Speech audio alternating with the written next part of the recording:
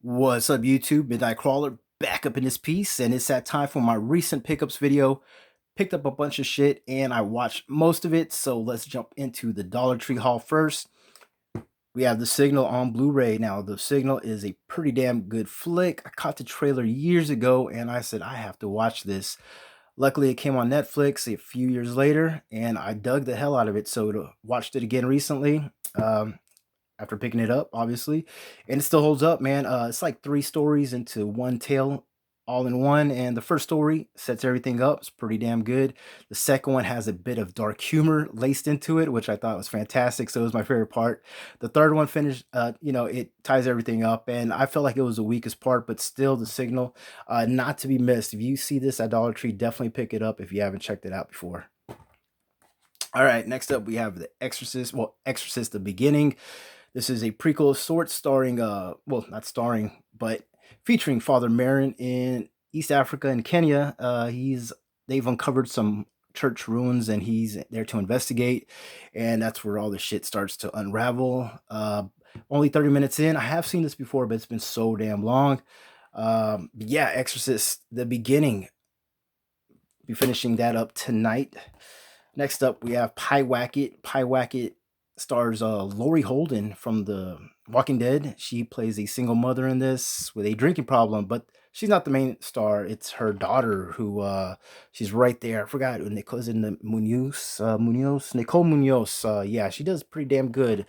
Full of angst, an angsty teen, and she summons some demons, and she summons one demon, Pie Wacket, and some shit goes down. Some creepy elements. The ending is pretty balls to the wall. Wasn't expecting that. I'd really enjoy that bleak ending. All right, next up we have Rupture. Now, Rupture stars Numi Rapace. Probably butchered that, but she's like the star of the Girl with the Dragon Tattoo films, which I've never seen. Really want to get into them soon. They are on Tubi, so there's no excuse for me not to watch them. But this has a few elements into it, like sci-fi, some horror, some thriller. It's a thriller. It's a slow burn thriller, but I really dug the premise about it, and it kept me entertained until like the very end, which I thought the ending was totally lackluster, but still a worthy watch. And finally, for the Dollar Tree pickups, we have Resident Evil Vendetta, which is the third CG motion picture, and I dug the hell out of this. And because I'm a bit biased when it comes to Resident Evil, I'm a humongous fan of the video games. The movie franchise is pretty good, but this has Chris Redfield, Rebecca Chambers, and Leon Kennedy there in the front. They team up and they do what they do best, taking on Umbrella and shit. And well, not Umbrella. It's like some other kind of faction. But anyways, the ending is pretty balls to the wall. I absolutely fell in love with this movie. I thought it was great. And talking about falling in love, Mandy. Wow, Mandy was freaking amazing. Worth the wait. I mean, I've heard so many good things. I found this at Walmart for $5, so I had to pick it up. And 10 out of 10 for me, man. It's like an acid trip from beginning to end with just so many, but great performance from Nick Cage, and just, man, what more can I say, man? Mandy, 10 out of 10. Loved it. All right, that's going to do it for the horror pickups, but we have some Asian cinema as well.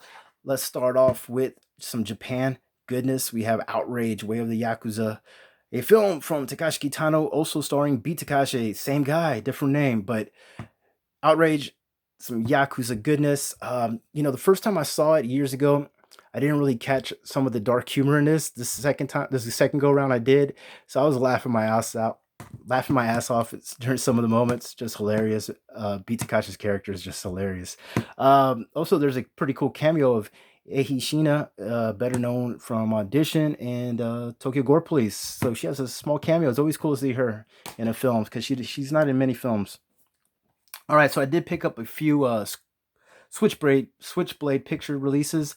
Some people like shitty sci-fi movies. I like Switchblade pictures, and most of the time they are pretty shitty. So let's start off with a woman in prison flick first. We have Hellhole Inmate 611. This is some low budget sleaze and cheese, and it felt like a soap opera. I'm not gonna lie. It does leave at a cliffhanger, and there is a part two, so I'll be picking that up very soon. But it kept me entertained. I won't lie. I kind of have a soft spot for it. Next up, we have Yosenki Battle Chronicles. Now, this one almost runs at 2 hours, which is way too long for like a really low budget movie like this. Did have some cool like 90s Japanese V cinema atmosphere to it, but overall, man, this is probably the worst Switchblade release picture I've seen so far. 4 out of 10 for me if I had to rate it. So I don't recommend this one at all. Man, it had so much potential, but just couldn't execute. All right, and finally the last Switchblade pictures. Man, I don't know if I can get tongue tied on that. Switchblade. Key Guy is like a 5 episode little miniseries which stars Miki. She's like a kind of like an investigator. She's into like the X-Files kind of shit. And her friend, I forgot her name, but she always wears these booty shorts in it, and they do like continuous like close-up shots of her butt.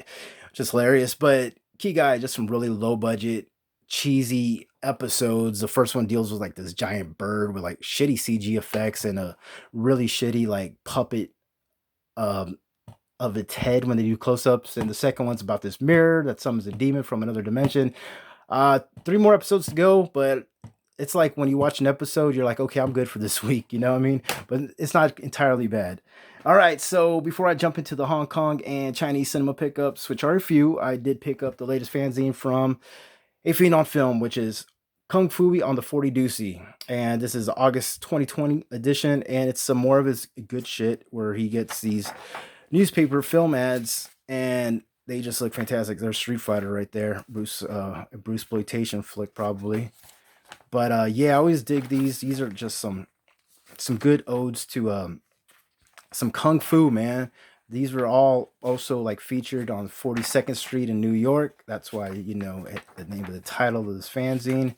But I just want to share that with you guys. And thanks again, A Fiend on Film, for Kung Fu on the 40 Doocy. All right, so next up we have Bruce Lee and Return of the Dragon. This is on VHS, as you see, some analog for you. And this was a fun revisit. This was a thrift store pickup, and it still holds up to me. The classic, oh my goodness, I almost had a brain fart there. Chuck Norris versus Bruce Lee scene. Just fantastic, man. Absolutely love it, man. Good stuff right here. It's late at night, guys. I shouldn't be doing a video this late. But anyway, next up we have from A Fiend on Film. He hooked me up with a copy of Jackie Chan's First Strike on Blu-ray. This was actually probably the second Jackie Chan movie I ever saw after Rumble in the Bronx. So really happy to own this because I thought I had it on DVD. I actually don't. So to have this on Blu-ray was fantastic. Loved revisiting it. Still holds up. Lots of fun. An iconic action sequence moments with, you know, Jackie Chan doing what he does best. Now, this one is a co-production of sorts with, you know, a few countries, including China. So I threw this in here. But it has Jackie Chan and Jet Li in this. Jackie Chan plays, like, his character is like a drunken master of sorts. Jet Li plays kind of 2 roles in this, one of them being the Monkey King. And you also have Li Bingbing in this. And what's her name? Liu Yufei. I probably pronounced that wrong, but she's like plays in Mulan in the new movie, which I can't wait to see. But her character is like a shout out to Chang Pei Pei from Come Drink with Me. So if you're like a hardcore kung fu fan, you will understand all these nods that are thrown in this movie, which is just fantastic. Fun flick right here, lots of fun. So happy to have that in the collection. That was a pawn shop pickup. And finally, we're going to end things off with all the other genres. We have Runaway Train. This is a canon flick, and Jon Voight is just fantastic in this. He steals the show, his performance. Eric Roberts is good. 2 ex-cons on a runaway train in Alaska, and it's canon, so it's some good shit. Now, this one is cut, sadly, from the VHS release. There is a head smash scene that they just cut for no damn reason, man. I hate when they do stuff like that, but it doesn't take away from the film. Definitely pick it up if you haven't seen it. Next up, we have Demolition Man. This was one I'm happy to have because, man, this movie is so damn fun. It's been a while since I've seen it. I think it still holds up. Lots of fun little cameos in this. You have like Rob Schneider, Dennis Leary, Sandra Bullock also in this. You know, but Demolition Man, just some good 90s violent action. Good stuff. And another action flick we have is District 13 Ultimatum. This is a sequel to the first one. This one is damn good fun, man. There's some parkour as well, like the first one. Hardcore good action in this. But it feels like at the very end, they ran out of time or the budget they ran out of money because the ending was so damn lackluster. But it doesn't take away from the film too much. I still highly recommend if you check this out. This was a Dollar Tree pickup, so if you see it, pick it up. And finally, guys, we have Justice League, Throne of Atlantis. This is like an origin of Aquaman story. So you get like Ocean Master, Mera, Black Manta as well, and the Justice League. Uh, Sadly, the underwater scenes are like they're blurry. There's this blur effect because it's trying to like look like in a fishbowl kind of look. I don't know what it is. I thought my eyesight was going, but yeah, they went with this crazy blur effect in the underwater scenes, which really takes away from the Blu-ray, the HD quality. But either way, it still was fun. I'm not gonna like completely like say it was shit, but it was okay. It just took away from the overall experience. But that's gonna be it, guys, for the pickups. I hope you enjoyed this video, and I'll catch you next time. Peace.